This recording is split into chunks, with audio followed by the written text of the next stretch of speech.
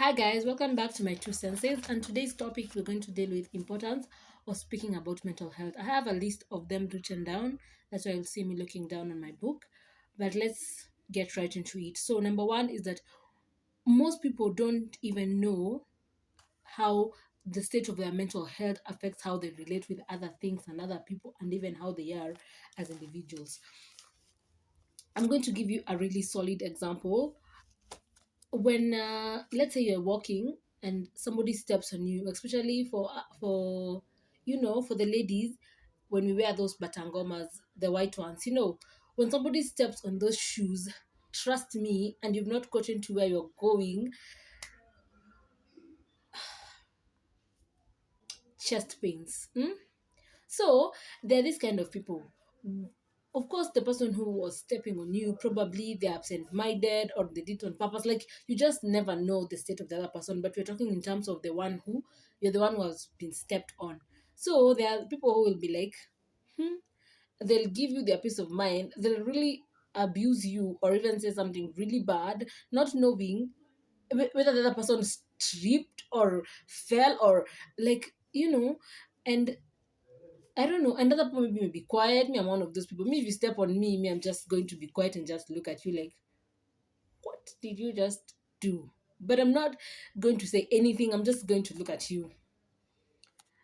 And of course, probably I'm thinking about something. It just depends on also how I'm feeling that day as well. So you cannot, it's the same thing that applies for when somebody else, like let's say you're from work or from just somewhere else and somebody else has hurt you or has done something that did not please you, and then now you go home and of instead of taking your time to actually heal or taking your time to understand your feelings, you go pouring all those on other people who did not even hurt you. I'm sure if you're a Kenyan, you've ever seen this meme that when the mother of the house is angry, then when she's angry, then the whole house will be angry, of which personally I think that's a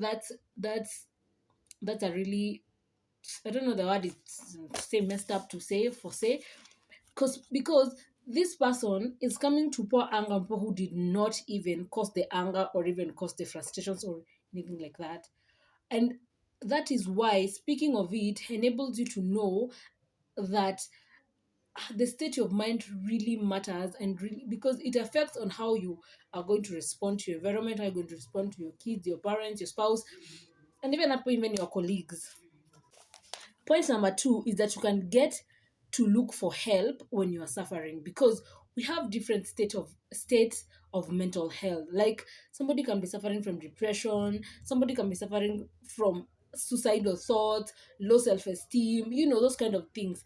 But most cases is because we've not been able to speak up about the mental health, we rarely even seek for help. We rarely on of which, for me, I would say in our country, in Kenya, getting the help where it's expensive. Therapy is expensive. But I think the best thing we can do at of the moment is lean on each other. Have somebody who you can actually speak to about, don't isolate yourself. If you're suffering from something, maybe you can share it with somebody and they can be there for you, they can help you, or even them, they can look for a way to help you. Like, speaking about it helps you to know that you're actually suffering, because if you're not speaking about it, then somebody is out there suffering. They don't even know that they're actually suffering. They don't even know that how they manage their emotions, that's not the way to manage it. Like, that's not the right way to express yourself. Yeah. So, and number three is you can acknowledge when one is suffering, because we can all agree that we've had people and cases where people have committed suicides or have killed their whole family and then killed themselves, or you hear of somebody was left by a spouse or a boyfriend or a husband, and they went and killed that person instead. You see, it really speaks to your state of mind when you commit such an act. Like when you think that because everything has come to an end, let me kill my family and let me kill myself, this is the solution I'm seeing. Like, it really speaks of your state of mind. So you see, if we spoke more oftenly about the state of minds that people are in, then we'll be able to identify the people who are suffering, and we'll be able to help them before they get to actually that stage.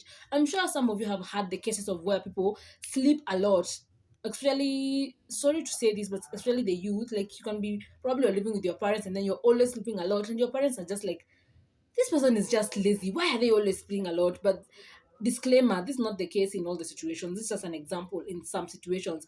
But probably this person is suffering from depression or suffering from other things, and that's why they are sleeping a lot or doing other things or eating less, eating more. Like, people have different ways of dealing with how they are feeling.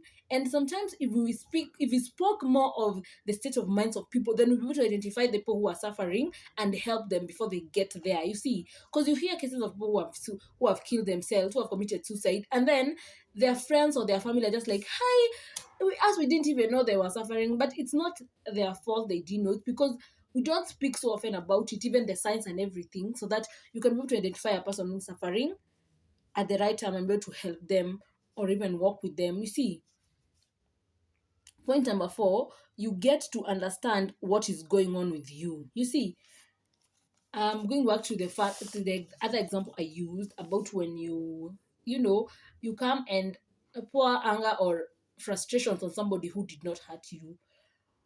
You see, if we spoke more about the state of mind of how to handle your emotions, of how to deal with frustrations, then you would know as an individual. If you look within yourself, you would know that, hey, in this situation, I usually overreact. And I'm going to give you another example.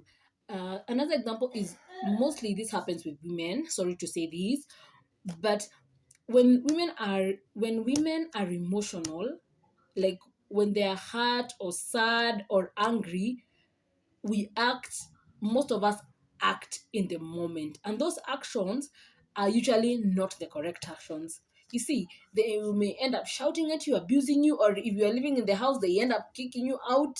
You see, those are the kinds of things that happen. But if we were speaking about it more often and getting understanding of, you get to understand yourself, you get to analyze yourself inside, then you would know that, hey, me, when I get emotional, this is what I do. Me, I abuse people. Me, I do this. Because trust me, some of these people who do this, after they have done that, when they have calmed down, or when they're not angry anymore, they usually sit and say, hey, yeah, there I did a mistake. I should not have done that. But you see, there's some damages you do that can never be undone. Like when you abuse somebody in anger, the person you abuse may never forget those words, and they may actually, even if you ask for their forgiveness, they'll always look at you and remember the things that you say to them.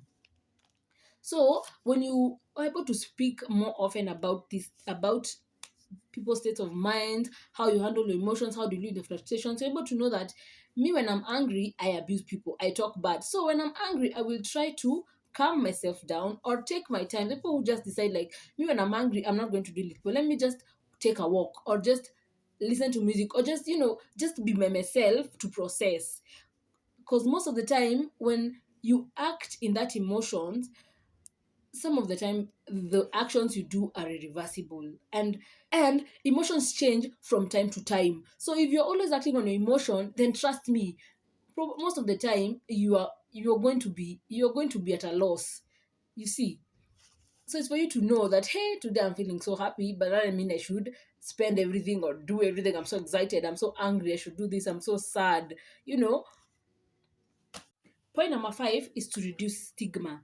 When we speak more, we'll be able to reduce the stigma that people face when they speak out, when they speak up of the issues they're facing. Like, hey, like, let me give you an example. We have men who have decided to speak up, of how they feel and everything. But because of the way society has brought us up, men are not supposed to speak up when they say that they're suffering, they are seen to be weak. So instead of identifying this person as still, nothing has changed, they're still a man. But now, because they spoke out, you're seeing them as weak, as I don't know what. And that's all I had for you guys today. If you know more importance of mental health, you can put them down in the comments and can be able to keep the ball rolling and keep the conversations going on the mental health. We can do this, guys. That's all from me. Bye.